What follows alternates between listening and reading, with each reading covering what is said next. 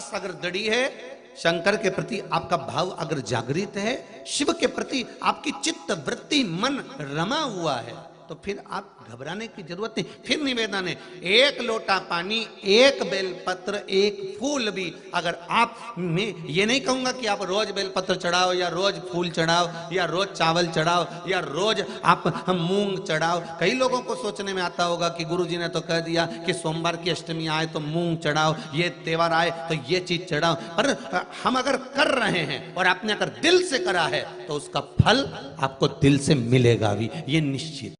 आप करो तो उसको। कई लोग तो इसलिए करते हैं उपाय कि महाराज ने बोला जरा देखें होए कि नहीं होए, पर मेरा बाबा तो बाबा ही है ना।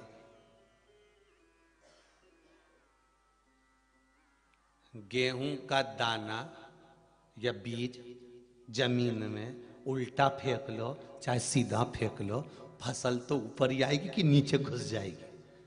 अरे बोलो तो जम के, ऊपर आएगी कि नीचे आएगी? है ऊपर ही आएगी ना, नीचे तो नहीं जाने वाली। आना तो ऊपर ही है। अब किसको मालूम कि जमीन के अंदर जो मक्का का बीजा डाला है या गेहूं डाला है या बाजरा डाला वो उल्टा गया कि सीधा गया? राम नाम तुमने कैसे बोला, चाहे कपट से बोला हो, चाहे छल से बोला हो, चाहे बेईमानी से बोला हो, चाहे प्रपंच से बोला हो, चाहे भगवती स्मरण से बोला हो, फल तो देगा ना, बीज उगेगा ना, फसल तो आएगी ना, और फसल का पौधा आएगा तो ऊपर ही। उसी तरह तुम कैसे भी राम भज लो, कैसे भी कृष्ण भज लो, कैसे भी शिव भज लो, कैसे भी तुम उपाय कर लो, किसी भी रूप में कर लो, भले तुम परीक्षा लेने के लिए कर रहे हो कि हम परीक्षा लेते हैं, हम देखें जरा होए कि नहीं हो रहे, तो भी होगा।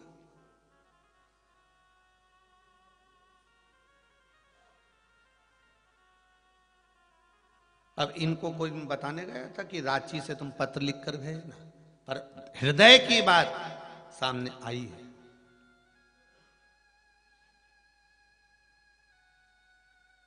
महाराज अब दिल से अगर भगवान को भज रहे हो, एक लोटा पानी भी अगर दिल से चढ़ा रहे हो, हम तो कहेंगे बिल्कुल हृदय से, और अगर पानी भी नहीं चढ़ा सक रहे हो, ना बेलपत्र चढ़ा सकते हो, ना आप चावल चढ़ा सकते हो, ना पुष्प चढ़ा सकते हो, ना आप शमी पत्र चढ़ा सकते हो, ना आप धतूरा चढ़ा सकते हो, तो शिव मंदिर में जाकर दिल से उससे एक बार मिलकर तो आओ, बात कर कर देखो।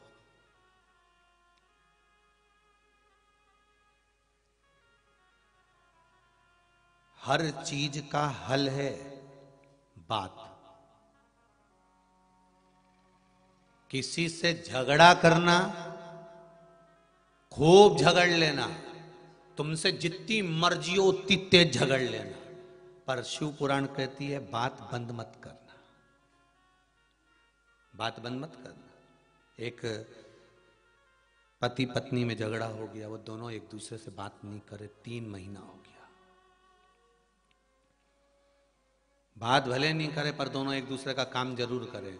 सुबह पत्नी उठे 7 बजे, चाय बना के टेबल पे रख दे, बोलते नहीं दोनों।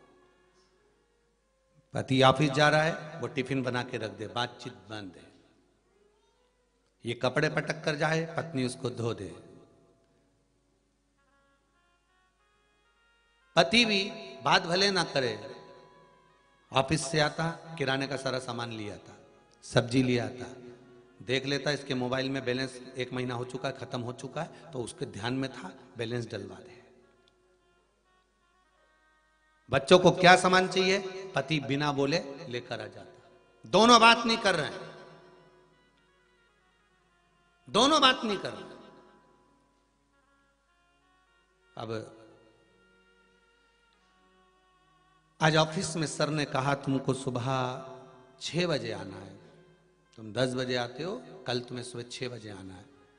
अब पति ने मन में सोचा अब जगाएगा कौन, किससे कहूं, इसको बोल देता था पहले तो ये जगा देती थी, और अब मैं बात कर नहीं रहा हूं और उपत के करूंगा तो ये माथे आएगी, तो मैं काहे को उपत के करूं। अच्छा सब बड़ी अटारी के, मतलब सब बड़ी बड़ी ऊंची ऊंची अटारी के लोग हैं संसार में। पति सोचे मैं बड़ी अटारी का, पत्नी सोचे मैं बड़ी अटारी की, सास सोचे मैं बड़ी अटारी की, ससुरा सोचे मैं बड़ी अटारी का, नाना जी सोचे मैं, मामा जी सोचे मैं, सब बड़ी अटारी के। ऊंचे ऊंचे महल के हैं, कोई झुकने को तैयार नहीं, अपनी अटारी से नीचे आने को तैयार। अब इसने एक पर्ची लिखी और उस पर्ची में लिख दिया कि मेरे को सुबह ऑफिस 6 बजे जाना है, प्लीज मुझे जगा देना। पर्ची पलंग पे रख दी, पत्नी आई, उसने पढ़ा, पढ़ने के बाद सो गई। आज ये 9 बजे उठी, पति भी नहीं उठा, वो भी उठते से पत्नी 9 बजे उठी, ये 9:30 बजे उठा। जो उठा टाइम देखा, अरे 9:30, मुझे तो 6 बजे जगना था और मैंने लिखा था। उसने भी एक पर्ची रख दी थी,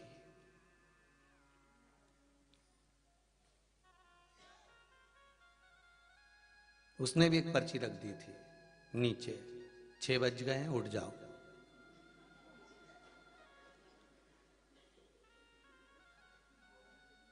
वो भी नहीं बोल रही थी, तूने पर्ची लिख के रखी कि मुझे 6 बजे जगा देना, तो उसने भी लिख दी 6 बज गए उठ जाओ, और पर्ची लिख के रख दिया। अब उठो, वो भी बात नहीं कर रही है, तुम भी बात नहीं कर रहे हो, और काम दोनों के बिगड़ गए। उसको जाना था जरूरी काम से, सर्विस छूट गई, जरा सी बात। खूब झगड़ा करो, खूब लड़ लो, तुम्हारी मर्जी पड़े, खूब भी बात कर लो, पर निवेदन है बात बंद मत करना, बात करो, उससे कुछ सुलह जरूर निकलेगी, कुछ अच्छी जगह तक पहुंच सकते हो। अगर बात नहीं करोगे तो 4 लोग उधर भी मिलेंगे, 4 इधर भी मिलेंगे, वो केवल हरी मिर्ची काट काट के पोहे में बघार लगाएंगे। कोई कोई मीठी नीम भी डाल सकता है, पोहा है, एक पोहा तो एक उपमा, दोनों। बात अगर बंद हो जाएगी तो कई लोग किसी ना किसी रूप में तुम्हें बघार लगाना चालू कर देंगे, कुछ ना कुछ बोलना। तो निवेदन का आप कुछ भी करो, बात बंद ना करिए, बात चालू रखिए। अगर आप शिव जी को 1 लोटा पानी नहीं चढ़ा सकते, जल नहीं चढ़ा सकते, बेलपत्र नहीं चढ़ा सकते, भगवान के लिए आप कोई नियम धर्म धारण नहीं कर सकते, तो शिव मंदिर में जाकर शंकर से बात ही तो कर लो, थोड़ा बैठ के बोलो, तो शंकर से कुछ कहो। तो आप जब शिव से कुछ कहोगे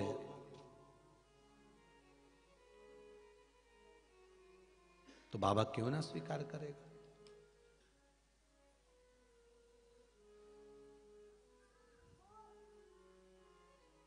सुनेगा जरूर। जय भोला भंडारी, जय कैलाशपति शिव शंकर हो, जय कैलाशपति शिव शंकर, जय जय जय त्रिपुरारी, जय भोला भंडारी बाबा, जय भोला भंडारी, जय भोला भंडारी बाबा, जय भोला त्रिपुरारी, जय कैलाशपति शिव शंकर हो, जय कैलाशपति शिव शंकर, जय जय जय त्रिपुरारी, जय भोला भंडारी रे बाबा, जय भोला भंडारी, जय भोला भंडारी रे बाबा, जय भोला त्रिपुरारी। बोले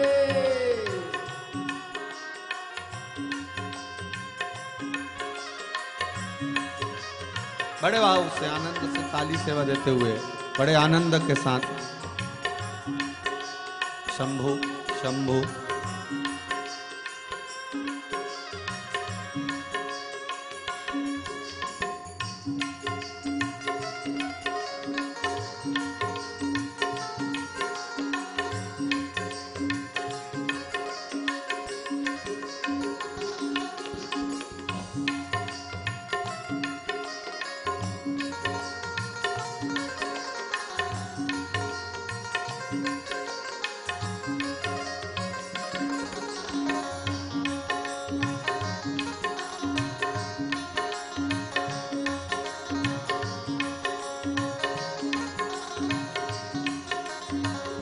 जय हो।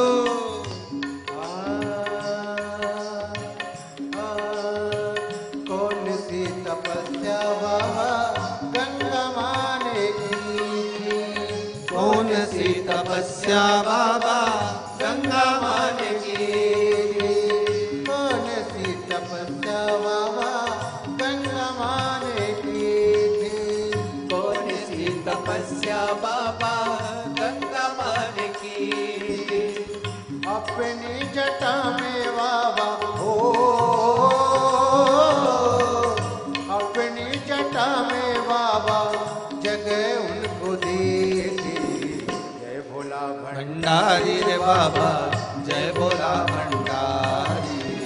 जय भोला भंडारी रे बाबा जय भोला भंडारी। हो जय कैलाशपति शिव शंकर हो,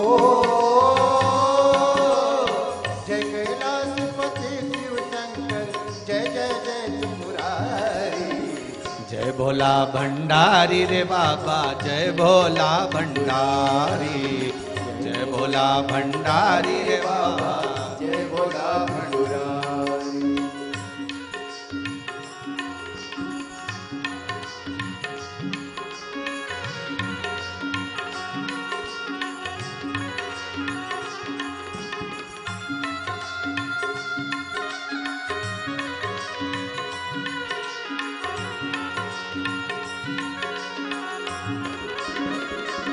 बड़े आनंद से दोनों हाथों से।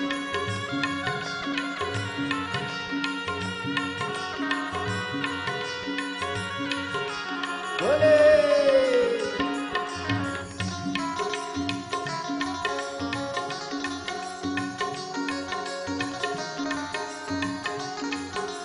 बोले बोले बोले बोले बोले।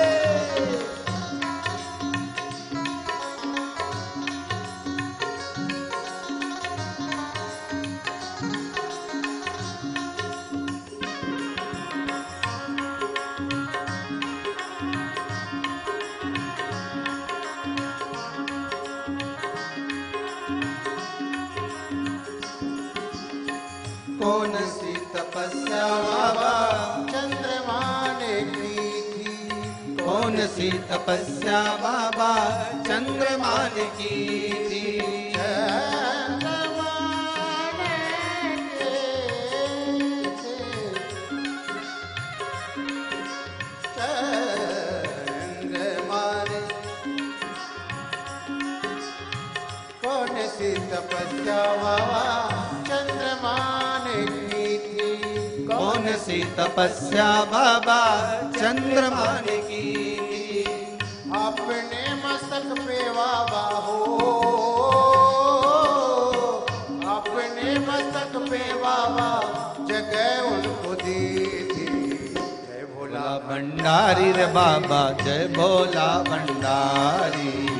जय भोला भंडारी जय भोला भंडारी। हो जय कैलाशपति शिव शंकर हो, जय कैलाशपति शिव शंकर जय जय जय त्रिपुरारी। ओ जय भोला भंडारी रे बाबा जय भोला भंडारी। जय भोला भंडारी बाबा जय भोला भंडारी।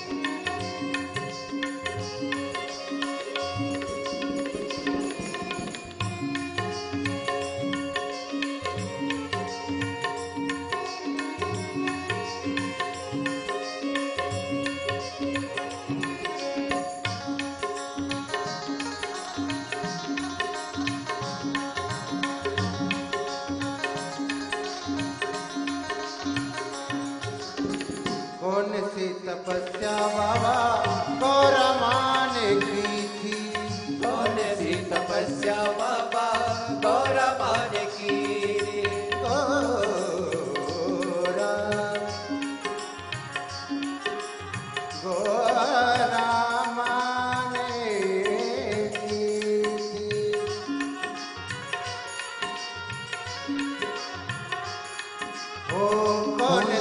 तपस्या बाबा गौरमान की थी। कौन सी तपस्या बाबा गौरा मान की थी। अपने बराबर बाबा हो, अपने बराबर बाबा जगह उनको दी थी। जय भोला भंडारी रे बाबा, जय भोला भंडारी, जय भोला भंडारी रे बाबा, जय भोला भंडारी। हो जय कैलाशपति शिव शंकर हो, जय कैलाशपति शिव शंकर जय जय जय त्रिपुरारी। ओ जय भोला भंडारी रे बाबा, जय भोला भंडारी, जय भोला भंडारी बाबा, जय भोला भंडारी, जय भोला भंडारी बाबा, जय भोला भंडारी। हो जय कैलाशपति शिव शंकर, जय कैलाशपति शिव शंकर जय जय जय त्रिपुरारी। जय भोला भंडारी रे बाबा, जय भोला भंडारी, जय भोला भंडारी रे बाबा, जय भोला भंडारी। हर हर महादेव हर। ओघड़दानी भगवान शिव कह रहे हैं महाराज, त्रिकालदर्शी कैलाशी अविनाशी शिव वर्णन कर रहे हैं। शिव महापुराण की कथा कर रही है। बाबा आपका विश्वास प्रबल है तो शिव मिलन भी प्रबल है। महाराज एक सुंदर, एक बार भगवान शिव ओघड़दानी त्रिकालदर्शी कैलाशी शिव भगवान शंकर विराजमान थे कैलाश पर्वत पर।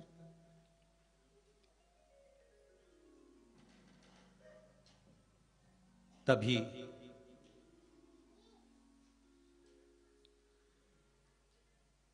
भगवान शिव जब कैलाश पर विराजमान थे तो मां आद्यशक्ति मां पार्वती जी ने भगवान शिव से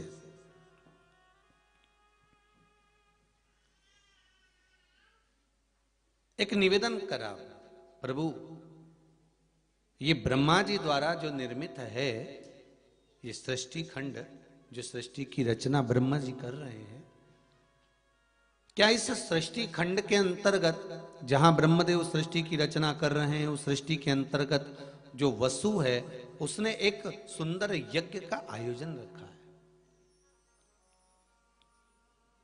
भोलेनाथ जी सारे देवता जा रहे हैं, थोड़ा प्रेशर बढ़ाइए भाई, सारे देवता जा रहे हैं तो हमारा भी तो फर्ज है कि हम भी चलें उस पावन यज्ञ की ओर। एक बात अपने जीवन में उतार कर रखिएगा, अपने जीवन में साध कर रखिएगा कि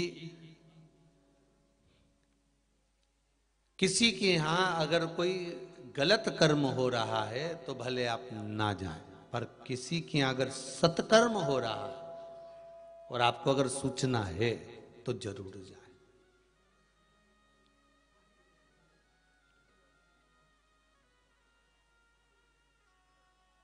पर यदि अहंकार को रखकर कोई कर्म किया जा रहा है तो भले मत जाना। अभिमान को रखकर अगर कोई कर्म किया जाए तो वहां बिल्कुल ना जाए। यहां तक शिव महापुराण की कथा कहती है महाराज जी, अगर एक यज्ञ दक्ष प्रजापति ने रखा था और केवल अभिमत्ता में रखा था, सबको बुलाया और भगवान शिव के पास में कोई निमंत्रण नहीं गया। स्वयं देव ऋषि नारद ने भी जाकर कहा था उनसे, भगवान नारद जी महाराज भी जाकर बोले थे, श्री देव ऋषि नारद जी ने भी जाकर कहा था कि दक्ष प्रजापति शिव आपके दामाद हैं, जमाई हैं, कम से कम उनके यहां तो सूचना दो। तो दक्ष प्रजापति ने कहा था, मेरे यज्ञ में, एक राजा के घर के यज्ञ में केवल राज घराने वाले आना चाहिए। और शिव तो शमशान के निवासी हैं, शमशान में रहने वाले।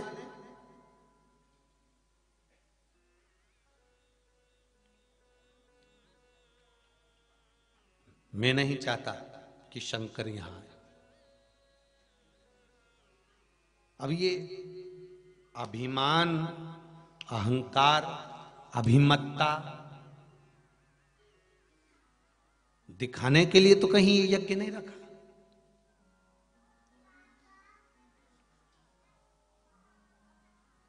धर्म के कार्य, सत्कर्म, भगवान का भजन, पूजन, स्मरण, कभी भी अभिमत्ता से मत करना जिंदगी में कि मुझे किसी को दिखाना है। नहीं नहीं,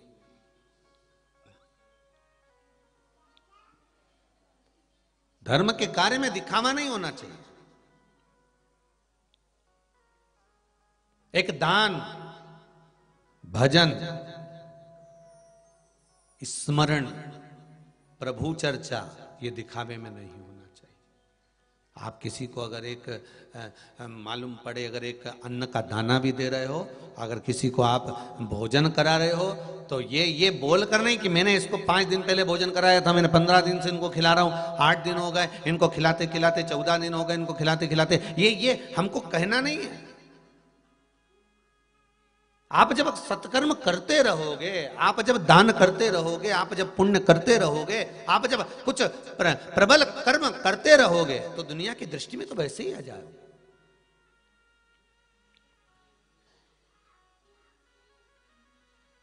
दिखावा कर हमें भगवान को प्राप्त नहीं कर सकते। और अगर हो सकता है कि कोई आपको दिखावे से मिल भी जाए, पर ये शिव महापुराण की कथा कहती है कि मेरा शंकर आपके दिखावे से कभी प्रसन्न नहीं हो सकता। मेरा शंकर आपके दिखावे से कभी प्रकट नहीं हो सकता। फिर निवेदन करूंगा, बहुत बहुत भाव से कहूंगा, हृदय की बात है, इसलिए बार बार कह देता हूं कि भाव से, दिल से कोई बात निकलती है तो कह देते हैं कि दिल से कह रहे हैं कि शंकर को रिझाने के लिए दिखावा बिल्कुल मत करिए। शिव को रिझाने के लिए कि मैं त्रिपुंड धारण कर लूंगा और रुद्राक्ष की माला पहन लूंगा तो शिव मिल जाएंगे, या मैं शमशान की भस्म रमा लूंगा तो शिव मिल जाएंगे, या मैं मृगछाला पहन लूंगा तो शिव मिल जाएंगे, या मैं जटा जूट बनाकर धर लूंगा तो शिव मिल जाएंगे। भगवान शंकर कभी दिखावे से प्रकट नहीं होते। मेरे शिव जब भी मिले हैं दिखावे से परित होकर मिले हैं।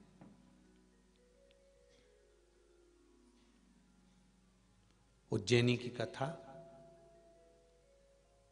भगवान महाकाल राजा के उस समय पर जो राज्य था राजा का, उस समय पर जो राजा विराजमान थे, एक छोटा सा बच्चा अपनी माँ, जो माँ बेधव्य थी, पिता नहीं था उस बालक का, पहले कथाओं में वर्णन किया है। छोटा सा बच्चा भगवान शिव के मंदिर में जाता है, स्मरण करता है, संकीर्तन करता है, दान करता है, पुण्य करता है, माँ से पूछता है कि शिव की भक्ति कैसे प्राप्त हो। माँ ने कह दिया, एक शिवलिंग का निर्माण कर कर, उसका पूजन कर कर, उसका भजन कर कर, उसी से सुख की प्राप्ति उत्पन्न हो सकती है। और वो बच्चा, वो बालक शिव भक्ति में रम गया।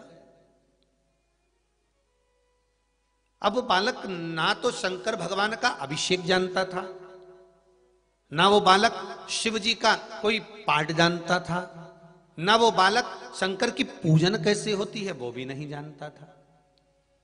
ना वो पाठ जानता है, ना वो पूजन जानता है, ना वो अर्चना जानता है, ना वो सेवा जानता है, ना वो आराधना जानता है।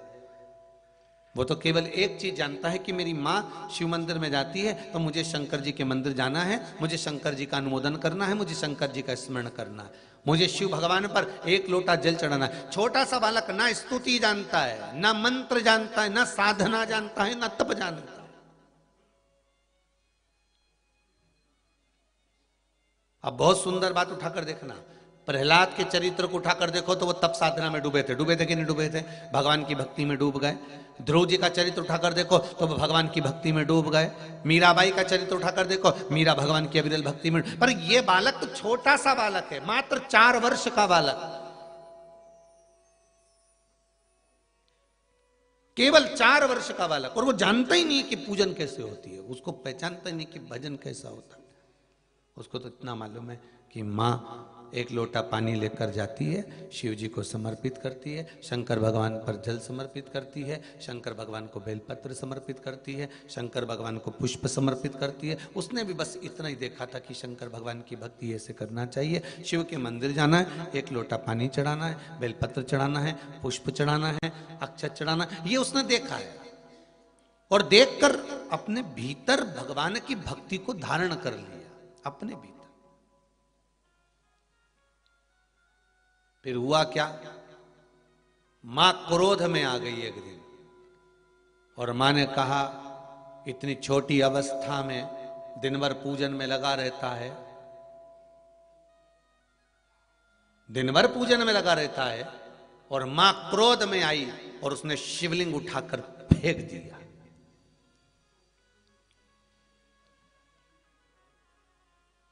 शिवलिंग टूट गया, बालक रो रहा है, बिलख रहा है, रो दिया, बिलखने लगा। और बालक जब रोया बिलखा तो काल अधिपति महाकाल बाबा उसी समय उस बालक के सम्मुख में प्रकट हो गए। मेरा महाकाल राजा स्वयं प्रकट हुआ और उस बालक के सम्मुख में प्रकट होकर उस माता के सामने कहते हैं कि तेरे बालक ने निष्कपट भावों से मेरा भजन करा था, इसलिए मेरा दर्शन हुआ है। शिवलिंग मेरे शंकर ने वापिस जोड़ दिया, वापिस।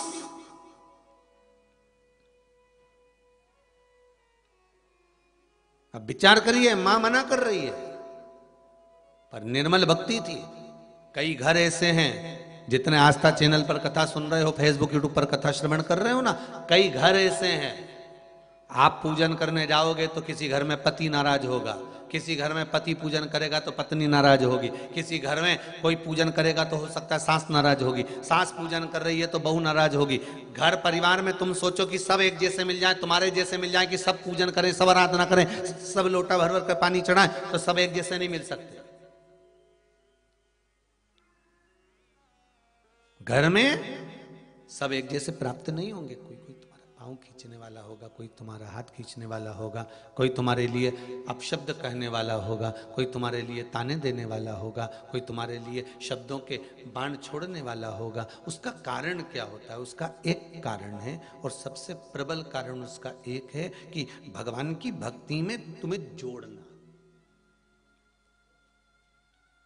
निंदा करने वाले को भगवान क्यों भेजते हैं? कि तुम्हारी भक्ति की परीक्षा लेते हैं कि तुम्हारी भक्ति प्रबल है कि नहीं।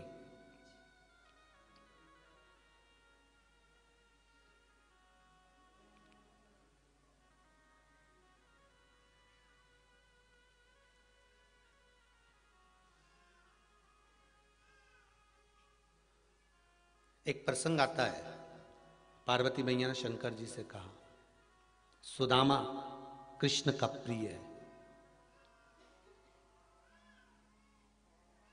सुदामा कृष्ण का प्रिय है, तो भोलेनाथ फिर आपने सुदामा का वध क्यों किया? एक प्रसंग पार्वती मैया शिव से कह रही है, बहुत बहुत ध्यान देना महाराज, सुदामा यदि कृष्ण का प्रिय है तो शंकर भगवान से पार्वती जी कर रही है, फिर आपने सुदामा का वध क्यों किया?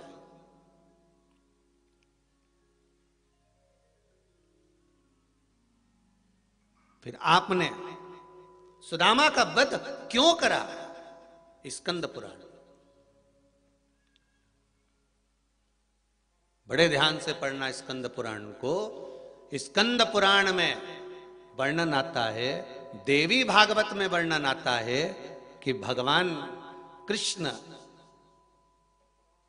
बिरजा सखी से बात कर रहे हैं। गौलोक धाम की कथा है ये। कौन से धाम की कथा है? गौलोक धाम। जैसे बैकुंठ धाम वैसा गौलोक धाम। गौलोक धाम में बिरजा सखी से भगवान कृष्ण बात कर रहे हैं।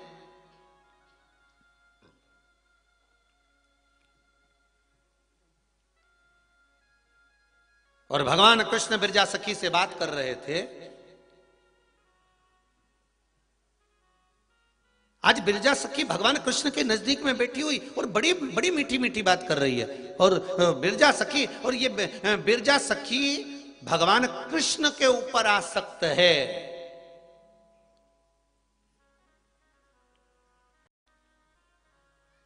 और सुदामा गोप बिरजा सखी पर आसक्त है।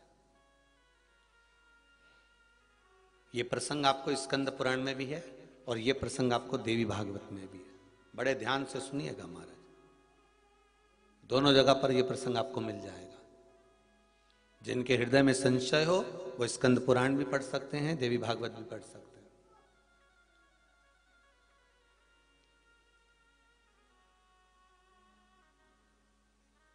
पार्वती जी का यह संवाद कि कृष्ण के प्रिय है सुदामा, तो फिर आपने वध क्यों कर दिया?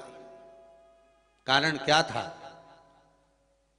भगवान कृष्ण बिरजा सखी से बात कर रहे हैं। बिरजा कृष्ण भगवान पर आसक्त है, वो बहुत प्रेम करती है बिरजा भगवान कृष्ण को,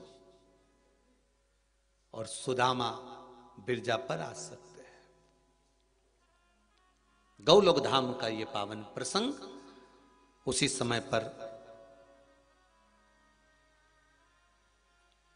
राधा जी का आगमन हुआ गोलोक धाम में। और गोलोक धाम में जब राधा जी का आगमन होता है, राधा जी जब गोलोक धाम में प्रवेश करती हैं, गोलोक धाम में जब राधा जी प्रवेश करी, उस समय पर राधा जैसे ही गोलोक धाम में प्रवेश करी हैं, बस राधा जी ने जो बिरजा को कृष्ण भगवान के करीब में देखा, नजदीक में देखा, राधा को क्रोध आ गया।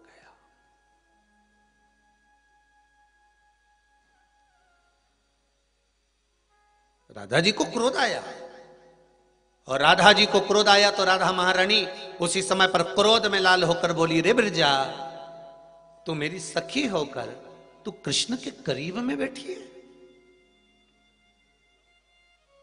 तू कृष्ण के नजदीक बैठी है।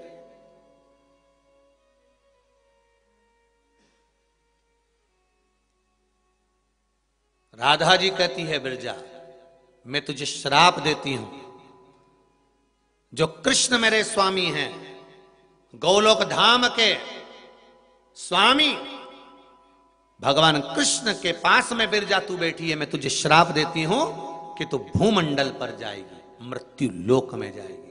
ये मेरा श्राप है तुझको।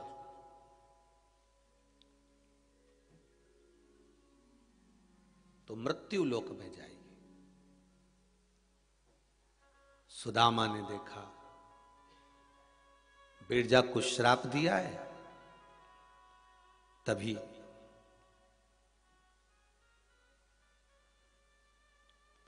सुदामा ने भी कह दिया, राधा, मैं तुझे श्राप देता हूं राधा, मृत्यु लोक में तुम भी अवतरित होगी द्वापर में, और तुम्हें कृष्ण का वियोग सहन करना पड़ेगा।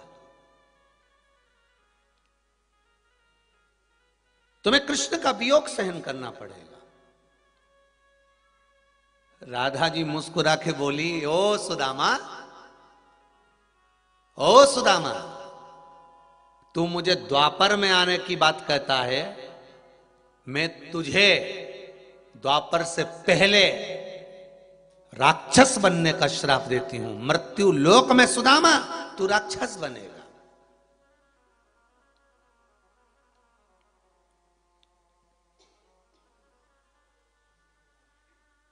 भूमंडल पर जाकर मृत्यु लोक में तू राक्षस बनेगा, मेरा श्राप है तेरे को। और वो सुदामा जो भगवान के गोलोक धाम में निवास करने वाला, भगवान कृष्ण के सखा के रूप में रहने वाला सुदामा महाराज मृत्यु लोक में आवे, क्योंकि श्राप लगा हुआ था, मेरा श्राप है तुझको।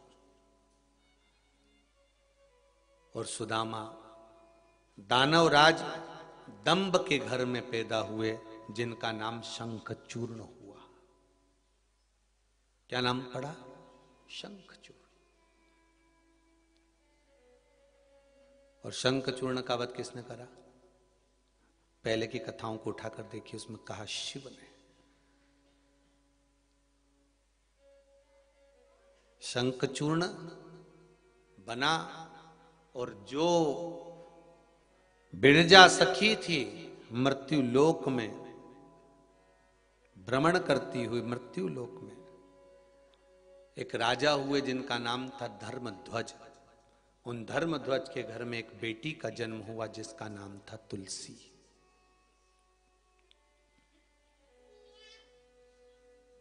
ये भगवान कृष्ण को प्रेम करने वाली तुलसी, भगवान कृष्ण को स्नेह करने वाली तुलसी, भगवान कृष्ण को अधिक स्नेह करने वाली वो बिरजा सखी आज तुलसी बनकर प्रकट हो गई। धर्मध्वज नाम के राजा के घर में इनका जन्म हो गया और वो सुदामा शंखचूर्ण बन गया और शंखचूर्ण बनकर सुदामा शंखचूर्ण बनकर अपनी सत्ता को धारण करते थे, क्योंकि राक्षस घर में पैदा हुए थे। महाराज एक बार ब्रह्मा जी का तप करा इस शंखचूर्ण ने और ब्रह्मदेव से वर मांगने का चाहा। ब्रह्मा जी वर दीजिए, क्या वर चाहिए तुमको? मुझे वर दीजिए कि मेरे प्राण न छूटे। शंखचूर्ण कह रहा है, शिव महापुराण की कथा कर रही है, शंखचूर्ण कर रहा है कि मुझे वर दीजिए मेरे प्राण न छूटे।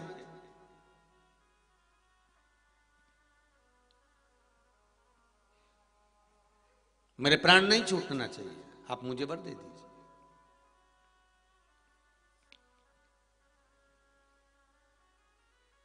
ब्रह्मा जी ने कहा देखो शंखचूर्ण, प्राण तो छूटेंगे क्योंकि मृत्यु निश्चित है, मरना तो सभी को है, बस भगवान से एक निवेदन जरूर करना, मृत्यु हर एक जीव की आना है, हर एक जीव को जाना है, पर भगवान से एक प्रार्थना करते रहना कि पलंग पर पटक कर सड़ा कर मत मारना। भगवान जैसे आपको ताजा फूल दिया जाता है, बासी फूल पटक दिया जाता है, उसी तरह मुझको भी ताजा बनाकर उठाना। फूल अगर तोड़ना, इस संसार के बगीचे से फूल अगर तोड़ रहे हो तो वो ताजा तोड़ना, सड़ा हुआ मत तोड़ना। भगवान से कहना इस संसार सागर से उठाना, पर मुझे सड़ा कर मत उठाना। पलंग पर पटक दिया, सड़ रहा है, शरीर गल रहा है, बहुएं भी 4 बार गजेंद्र मोक्ष सुना दी, गीता जी का पाठ सुना दी कि डुकरिया अब जाए, माता जी के प्राण अब छूट जाएं, नी छूट रहा है। 4 बार एकादशी दे दी, 5 बार गंगा जल पिला दिया, 14 बार नीचे सुला दिया, फिर भी टोकरी जिंदा की जिंदा ही है।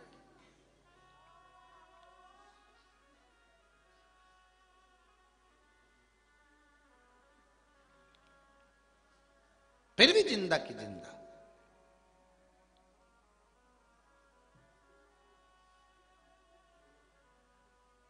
अब घर के लोग कह रहे हैं गुरुजी कोई ऐसा उपाय नहीं मिल जाए जिससे मुक्ति मिल जाए?